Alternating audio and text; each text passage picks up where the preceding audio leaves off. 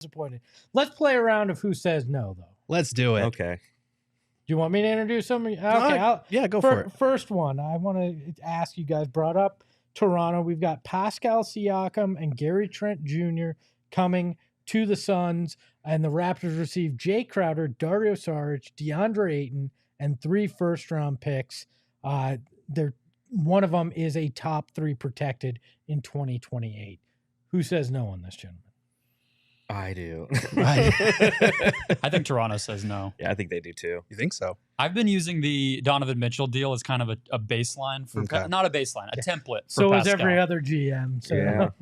Obviously, Donovan's like 3 years younger than Pascal. Probably a better player overall, you would say. But that had, a rookie and 3 picks and 2 swaps, I believe, and the salary. This has Ayton, who would kind of be the young player, but I honestly think they would ask for more with regard to picks. And you're getting Trent, who might be a first-round pick in and of himself. So it is interesting, though, because you see the chat, and we've got a lot of Suns fans saying no from the Suns' perspective, which... Yeah, one of them said no because of Dario, though, so keep that in mind. Come on. Dario's a national treasure. He's not wrong. But no, I think, honestly, both sides might say no. Can we make this clear? This wasn't my trade. The chat's going at me. Oh, these are all of these except for one are mine. And bear in mind, these are all a thought exercise. These are not me saying this is what the Suns should do. This is me saying this is kind of the general framework of what might work, and kind of like a baseline, and you go from there. Like Brendan said, I think including Trent in here, the 3 first-round picks might not be enough. If you could find a way to make the math work without Trent, maybe you're closer there. But people need to understand, and Brendan actually wrote a good article about this, I think it was last week, about Siakam, people saying he's inconsistent and whatnot. He's being the number 1 guy on a team with guys that don't really like each other, and he's still putting up like a 27, 6, 8 stat line or whatever it is. Like, he's legitimately good, and you wouldn't need him to be your number 1 guy here. He'd be your number 2 with Book. He plugs a lot of holes defensively. Like, he's a good player. I get not wanting to give up 8 and 3 first rounders for him, though. What I like about this is it showcases to all the people who are very pro Siakam what it would cost to get Siakam here. Mm-hmm. And in the eyes of the Raptors, I don't know if necessarily it's enough, as you both have mentioned. Mm-hmm. If Siakam comes here in this deal, do Suns fans all of a sudden start treating him like DeAndre Ayton because he's the guy who got traded for DeAndre Ayton? It's like, we gave up a first overall pick for him. He doesn't dunk. Probably. I think it'll be, we gave up 3 first round. Well, that's picks what it for is. This guy is what it would turn into, and a former number 1.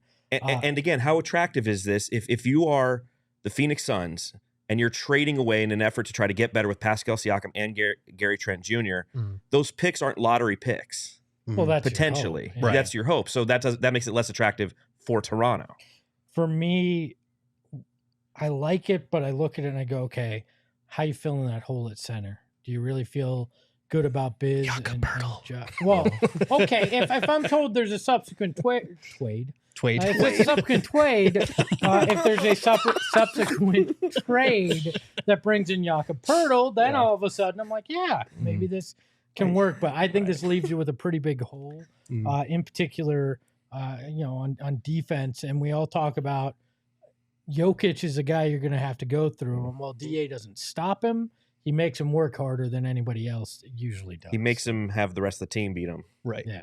That's where I've run into with any Siakam deal from a Suns perspective. And the article that I wrote that Gerald referenced was kind of just like, Siakam's awesome for any team. It wasn't even a Suns-related article, and I do think he's worth a package like that, but I've thought about it from the Suns standpoint. You're either banking on a separate thing with Crowder resulting in a center coming back or somebody that you're going to have to buy out, or you're sort of taking a step back this season in terms of fit with the roster. And I don't know if that's tenable. I don't know if that's worth it, if that's what it ends up being. So this is probably both sides say no in the end. I think when we're looking at it. Our next one, who says no? The Suns receive Jeramie Grant. The Blazers receive Jay Crowder, Dario Saric, and 2 first-round picks, 2024, and a 2026, which is a top 10 protected. Okay, so this one, the basis for this was in my kind of outside-the-box trade targets. He's not an outside-the-box trade target, but you look at the Blazers, they're obviously trying to get better. But Brian Windhorst speculated, I think last week, keep an eye on Jeramie Grant in Portland. If he doesn't sign an extension by deadline week, teams are going to sniff there. So that is why we are sniffing here, because Jeramie Grant has been fantastic for the Blazers this season. I think a couple of Blazers fans got a little excited about the All-Star talk with him, but he's been really good, and he's been in kind of that second or third role. You know, I know there were questions when he was still in Detroit, like, would he be okay with being a third or fourth option again? The answer in Portland has been yes, and that's been on a team that is like around 500, maybe below 500. So I would love to have him here. He's defensively great at the 4. He can shoot, he can score. He's kind of honed in on that scoring ability during his time with the Pistons. And yes, he was the number 1 option on a terrible team, but like Bojan Bogdanovic is the same thing right now, and teams are going to throw picks at him. So I would love to have Jeramie Grant here. And in this deal, you're basically just giving up expirings and 2 firsts. It does kind of take you out of pursuit of a future superstar, though, which would be my only qualm. But if you're trying to win a title this year, this is a move that you might realistically be able to make and help you. Yeah, I want to hear what you guys think too. But for me, I'm sick of hearing you got to hold on to this for Kevin, a pie in the sky, Yeah, Kevin Durant, a superstar that may or may not become available, that you may or may not have the best deal for. If you have an opportunity to get significantly better now and put yourself in a potential title favorite spot in a league that is full of parity right now, I would much rather see you do that and go for it. Because as we know, in Phoenix, the championship windows are few and far between, and they don't open that wide. So if you have a chance to kick it open a little bit further, you probably should take that chance. Well, how long have we been waiting? You know, like the CP3 thing, I get it, but like he traded himself here. Yes. Okay, after the bubble and spend time around Devin Booker. So it's like, how long have we truly been waiting for the Suns to go out and land somebody who, to your point, Espo, makes us significantly better? Like, I'm tired of putting in downtown Phoenix banners of LaMarcus Aldridge, you know, like, so I really, those were the dark days. I know, right? but like that, even then, like, we've been trying to get out of this funk, and we've been trying to get somebody here who, you know, to your point, drastically helps the team. I love that trade. I really do. I'm thinking Portland says no. Because I mean, they walk away with draft capital, and I go back to my previous conversation. In theory, those aren't great lottery picks, because you're doing the same thing. If they know that they're not going to keep Jeramie Grant, right? All right, that he's not going to re-sign, right? He's an expiring, he's a UFA this upcoming offseason. You want something that is better than nothing, right? So it comes down to leverage within their organization, knowing how they're going to operate. If that's the case, then yeah, they're going to shop him. But the question I have is that the best thing that they can get for him? Right. Probably not. There's other teams out there who can offer expirings as well with higher draft capital. I mean, the OKC's got 7,000 picks. New Orleans got 7,000 picks. I could see him being a Pelican by the end of the week. Yeah. And they could offer like a young player, which in this deal, the Suns are obviously not, which is why, for the people wondering why 2 firsts, because you're giving them Dario Saric and Jay Crowder. Yes. Like, you're giving the them values in the cap picks. space. I mean, that's all you're giving them. God, it'd be nice to have him here, though. It would. It would be. I have 2 things on this trade. I think from the Portland standpoint, the move for them is to trade Simons, in my opinion. Okay. I think they're kind of stuck with Jeramie Grant, where it'd be hard to upgrade from him, which is exactly why I think this trade looks the way it does from a Suns standpoint, is who are you going to trade Grant for that's better than Grant? And they want to win. Whereas with Simons, you probably can get a better player since he's young and he's already cost controlled, and it's not a max deal. It's a pretty decent contract for Simons. That would be the upgrade I could see them doing if they really wanted to get aggressive. This would feel a little bit like intentionally getting worse. And then Cam Johnson, to me, is the other part of this. He's not in that deal, but is Grant better enough than Cam to disrupt whatever that commitment that they made to him was last summer, which led to the Jay Crowder thing and all the rest? Like, are you going to slot? Is Grant good enough that you can like get away with? He's going to be our starter now. Cam, you're going back to the bench. I don't know if he's quite at that. Durant is, or you know, some of these other guys. Pascal is, but are the other is Grant? I don't know. This is when we get real saucy, is in this next one. Suns received Jordan Clarkson and Jared Vanderbilt. The Jazz received Jay Crowder, Dario Saric, and 2 first-round picks, 2024 and 2026 top 10 protected. I'm going to start here. I think the Jazz say no unless you remove that protection on that pick. Okay. What if you moved it up to this year's pick in 2025 instead? I think they would say, yeah, look, it's going to come down to draft picks is what they want, and to feel good about it. So I think any protection is probably going to gonna scare them off of it because they can get unprotected picks from other people, I think. Yeah, and I think most of the reporting has been when it comes to Clarkson, Vanderbilt, Mike Conley, and Malik Beasley, Danny Ainge wants 1 first-round pick per dude. As like that's what he wants. The Conley thing is silly. The Conley thing, that's a stretch for me, but I can see it for Clarkson, I can see it for Vando, and I can see it for Beasley. This deal, I mean, we've talked a lot about not having a reliable ball handler or shot creator off the bench behind, CP3, Book, McHale now. Vando plugs a lot of holes defensively for me. He's a guy that if you need to go with a small ball lineup, he can be your small ball 5. Good defender, would help with the rebounding. And again, you're giving up expiring, so that's why there's the 2 first-round picks. But John, I'm sure, because you brought this up before, the value of these picks to the Jazz maybe not as high as what they can get from another team. I completely agree. And again, that's, the beautiful thing about what the Suns have is we're the only team in the NBA has control of all of our picks. The bad thing is we're good, right? And I'm okay with that. It's like those aren't, now again, 2026, who knows? It's true. So that's the appeal of these. That's what you sell them on. We could suck in 3 years, So, you can't really, it's hard to leverage the future like that in hoping that a team is going to find that attractive. My question are the Jazz sellers? Do we think they're sellers? They're 27 and 27, right? Yeah. They're like a 500 team. Yeah. So they're teetering. I think they could be both, right? They can right now, They can get rid of some of their players and still keep like Markkanen and the guys that are really driving that success. I think that's the benefit of how their roster ended up when they traded the 2 guys they did last summer. I'm curious to a similar question though. Vanderbilt was like off limits last summer because we heard his name with the Suns in a potential Bogdanovich trade, and then it was like no. Vanderbilt's a no, and then it's like he's showing up on, like, I think Mark Stein said he's one of the most likely players to get traded. How did we get here where they were like so holding on to him and now he's available? How did the Jazz get where they're at in general, though? They're 27 and 27 when they were trying to punch a ticket for Wemby. Like, I think that's a big part of it. Is it just getting turned worse out sounds a little nicer now. Yeah, and it was very confusing as to what they were really trying to accomplish and whatnot.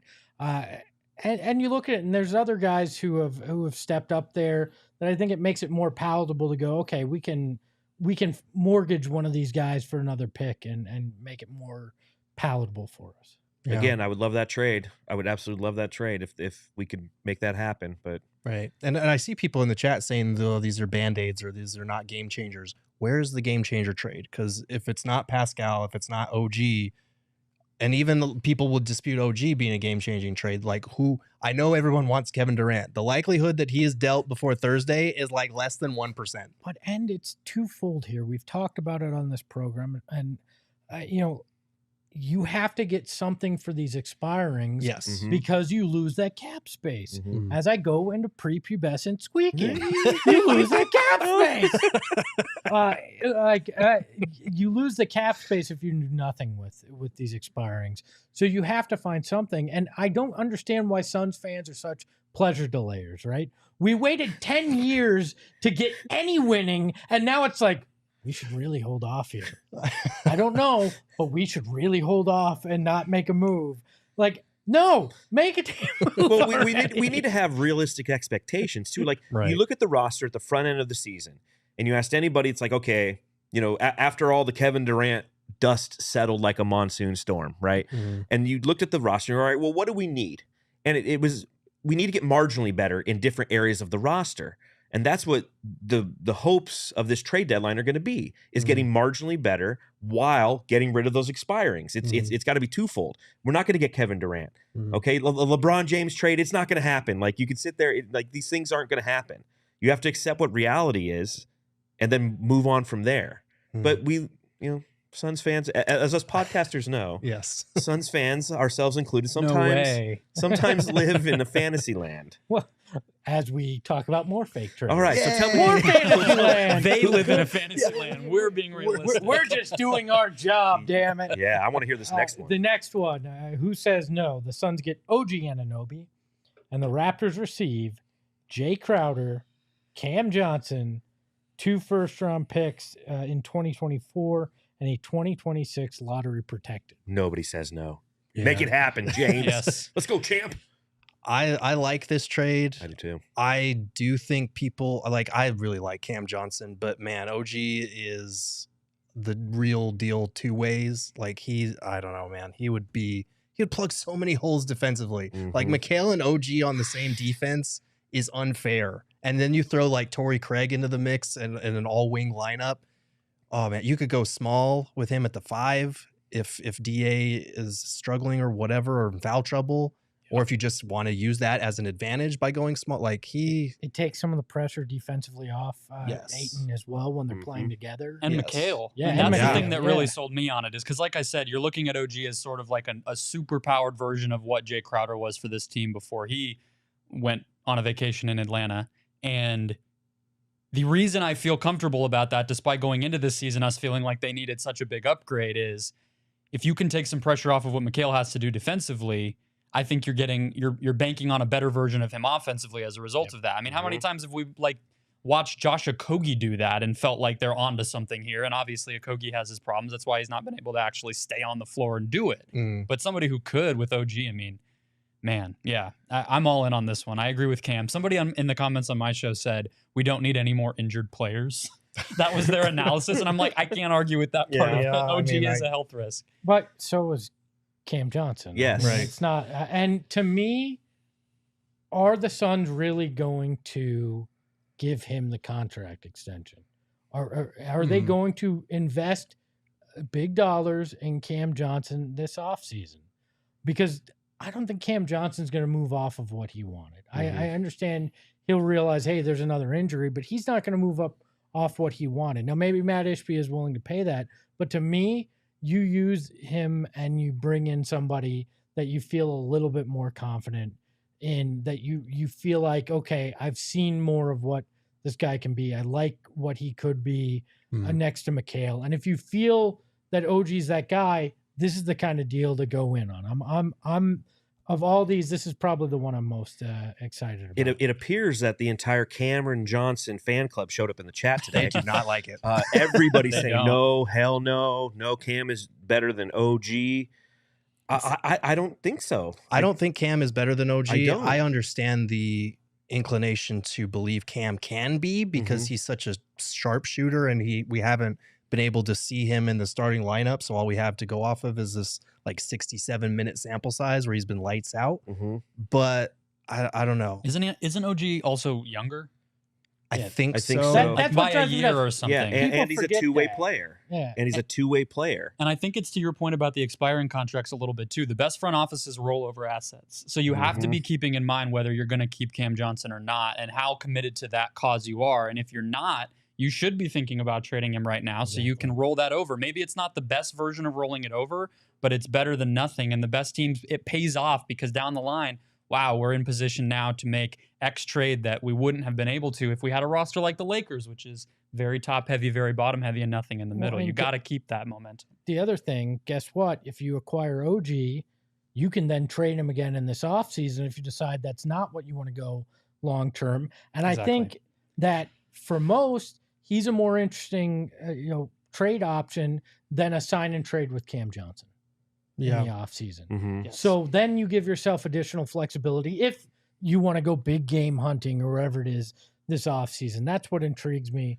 about that. So here's my question. All right. So it sounds like all of us are saying yes to this one, right? Yes. So my question is, if Toronto says no, would you throw in another first-round pick? Is he worth 3 No. first-round picks? Is that Not- the breaking point? Not with Cam included. I'd have a real hard time with that. Even with 2, like I'm irrationally a big Cam Johnson guy. I have a hard time with the 2. Yeah, I would probably say I put it as like it's 3 picks or Cam and 2 picks. I think Yeah. that's Gotcha. kind of. I think Cam is one of the first round picks, and then you're kind of looking at 4 if it's 3 plus him. Yeah, no, very that's a lot. true. And I know that No Dunks had put out something very similar to that right there. And it said 3 first-round picks. Same thing. But when I saw 2, I was like, yeah, you know what? Yeah, I can It's get funny, on for that. Why do our brains do that? We're like, That's- sure, and then it's like, well, one more more. for- no. Wait a minute. Because now you've traded more than half the picks you can. Yeah. Yes. That's where the brain goes. It's just comparing to the other deals that have happened, where it's like, hold on, we're looking at like Donovan Mitchell versus OG Anunoby. Throw in a second-round pick swap. Sean, do we have the 3-team deal? We as well? do. Sean's behind the Mac. Let's pull up the 3-team deal here that we had done. We have a couple, well. yeah. So there. So we've got the Suns getting There's your Jakob Jakob Poeltl Poeltl. from the Spurs. We got Pascal Siakam and Gary Trent from the Raptors. Spurs are getting Dario and 2 first-rounders in 2023 and 2029. And then the Raptors are receiving Jay Crowder, DeAndre Ayton, Cam Johnson, and a first-round pick in 2026, I think that says. We could potentially need to throw a second rounder or a second first-round pick on the Raptors deal. Thoughts on the ultimate chaos that the chat is about to break out in? This is the one that I created. I like to call this the full Bourget because I had to get Jakob Poeltl here in Phoenix, and this felt like the most chaotic way to do it. Yeah, I love it and I hate it. Like, this is a beautiful trade on 2K. It's the Espo kind of move. It is. It's, I just, like, we talk about organic chemistry with this team, and you're giving up Cam Johnson, you're giving up DeAndre Ayton, you're leveraging some of your future, and you're hoping that everything that you just brought in sticks and works well together for the remainder of a season in which we're getting healthy and we're trending upwards. I just don't know if it's necessarily something that I would get behind. Mm-hmm. I'm not a huge Jakob Poeltl guy either. That's just me. Okay. You two are going to fight. I know. Trust me, I know. In his defense, Jakob's like rim protection defense has not You been guys as are on good a this first name season. basis? Yes. You call him by his... And that's exactly why I'm not a huge fan. It's his rim protecting defense. I thought it was because he and Gerald were on a first name basis. I mean, it would be great to have him here because of, like, the fan base, Poeltl Turtles and all kinds of, like, nicknames you come up with them and such. It'd be great for content, but I can't get there. I'm terrified that the Celtics are going to get him at the deadline and become a force. Like, that's a depth move. That's a depth move I'm dreading.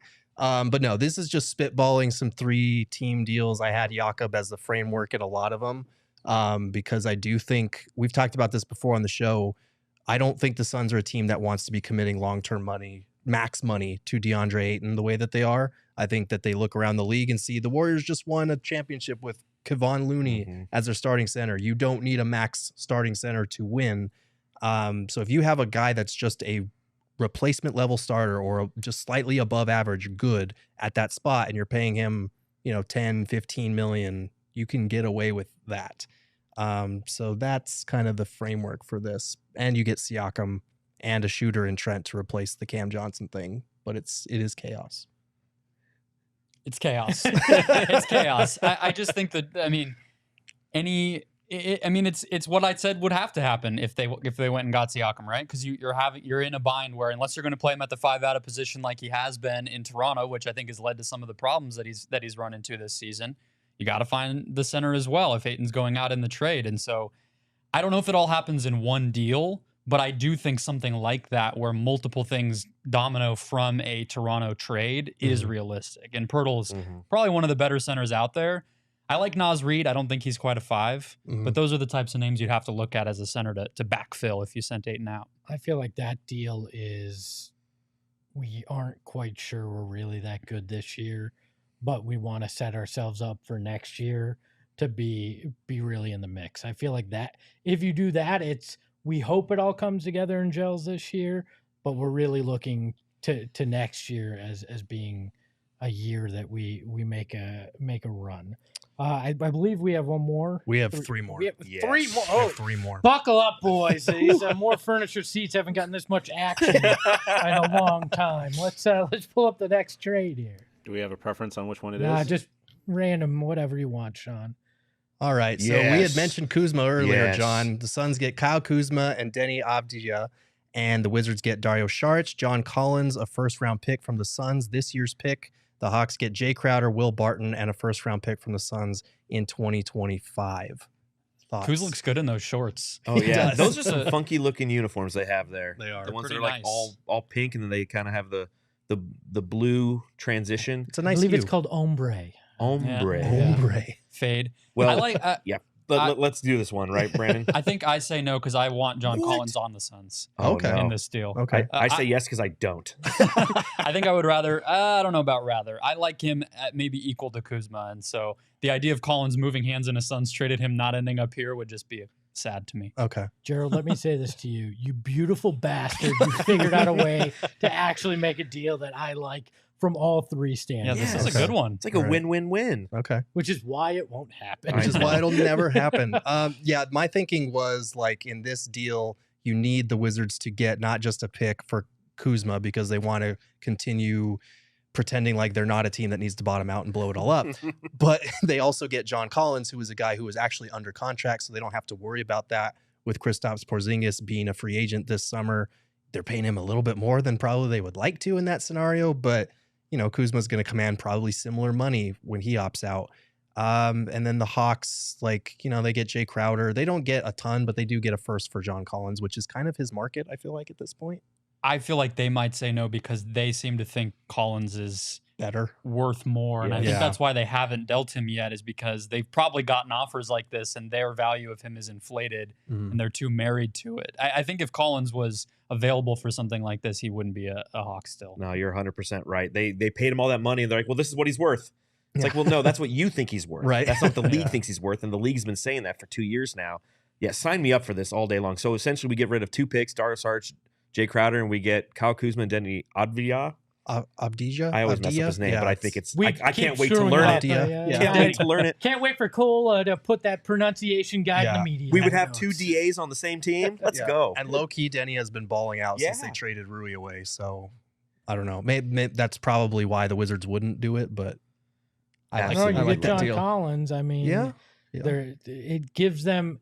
The Wizards feel like they're perpetually, you know, changing the deck chairs on the Titanic, right? Yeah. And this feels like a very much Wizards. Hey, look, we did something. Shiny new object. Bradley, you want to stay, right? Yeah. So I could see that. Let's go on to the next one. We're only an hour and a half into this. Are so we why really? not? Shit, Yeah. man. Wow. We just missed 420, man. Hey, so Suns receive Dougie Buckets, Doug McDermott, TJ McConnell, Buddy Hield, Jakob Poeltl. The Spurs receive DA, and the Pacers receive Jay Crowder, Campaign, Josh Richardson, and 2 first-round picks, one via San Antonio, via Atlanta, and San Antonio's own 2025 pick. You thought mine was chaos. Yeah, who made this one? This is That was chaos. me. That's Gerald all the way. If the cuts. Suns got that for DeAndre Ayton, I think that the fans would burn the city to the Oh, ground. yeah. I kind of like it. Well, you made it. I know. Well, yeah, that's true. Deep cuts by Gerald. The reason I like this deal is because the Suns don't have to give up any picks, which they can save for improving in another trade, and they have pieces now that are expendable but actually help them. TJ McConnell, an upgrade over Campaign. He's been playing great this year. A defensive menace up and down the court, and a guy who can run offense for you. Buddy Hield, massive upgrade over Landry Shamet. He's been shooting the lights out. Jakob Poeltl, we've already talked about him. Obviously, you're downgrading at the center spot, but you might have enough firepower now and ball handling to overcome that. Doug McDermott's kind of a throw-in to match salary, but he's a decent shooter, and he's a guy that you can flip elsewhere because he's under contract next season for very manageable money. This kind of deal was around the time I concocted this when DA was really struggling. And when it felt like when he was having that homestand and the fans were like, he had that one layup against Fred VanVleet that he just like missed and didn't dunk. And the fans in the audience like groaned. Yeah, I was at that And game. I was Everyone's like- like, oh. And I was like, oh boy, this is uncomfortable. Send him to San Antonio. I think DA has shown enough in the last couple of games, as weird as it sounds to say that it's only like 2 games or whatever, 3 games. I don't think I make this move just because I'm still a believer that DA will put it all together come playoff time. This may be the palest trade return the Suns could get back at I the know, right? deadline. Like, I remember putting out last summer when we were talking about sign-in trades. What if the Suns got Poeltl and Devin Vassell? And Suns fans hated that. And Devin love Vassell played Devin really Vassell. well, and now he's out for the season. And Poeltl was the other guy in that. And so Yeah. well, I don't. Good on you, Gerald. On to the next one. I will just say this. If DeAndre Ayton ends up a fucking Spur, like, because he'll go there and he'll thrive and he'll play great under Pop, and then I don't think he will. He'll be the I'll next. be He'll honest. be the next Tim Duncan / David Robinson. I don't know what he'll be, but he'll be a pain in our ass. And every game, every time he scores 30 points for Pop, like all of the Ayton stands will come crawling out of the woodwork and be like, "See, I told you," and then go back to the dark parts of Twitter. Why do you react act like that's how all us Aiton stands sound. Huh? Because I've heard you talk. Yeah. You caught when me. you All sneeze, right. you go, it's really weird. It's like a cat. What's our final trade here? Right. So this one is combining Hawks and Jazz's interest here. We got Jordan Clarkson, Clint Capella, and Jared Vanderbilt coming to the Suns. We got Malik Beasley and DA going to the Hawks. Cam Payne, John Collins, and 3 first-rounders heading to the Jazz. 2 from the Suns and 1 from the Hawks. And the second Suns pick in 2026 is top 10 protected. There was a report that the Jazz, for whatever reason, even though they have Lauri Markkanen, who's an all-star at the 4, are interested in John Collins. So I feel like they get what they want. They get 3 first-rounders for their guys, plus John Collins. The Hawks get a upgrade over Clint Capella individually. The Suns get 2 guys that would really help as far as their needs at the backup 1 and the backup 4, and they would get a replacement level center who is a better rim protector this season than DA, better rebounder. I don't hate it, especially because Capella is that type of rim running prototype that they like to use in their pick and roll with like Biz and Jock and that kind of thing. I simply want to say thank you for using our sponsor OGs when you were coming up with these, because you went deep down into the trade machine. And I didn't know pulled up out. from down by the time I was done with it. I finished this article at like 5 a.m. and didn't know right side from. I mean, I do like this. I think this would be a very interesting way you could get some talent in the door. And as much as I love DA, I think you're getting the best end of this deal in terms of helping you win now.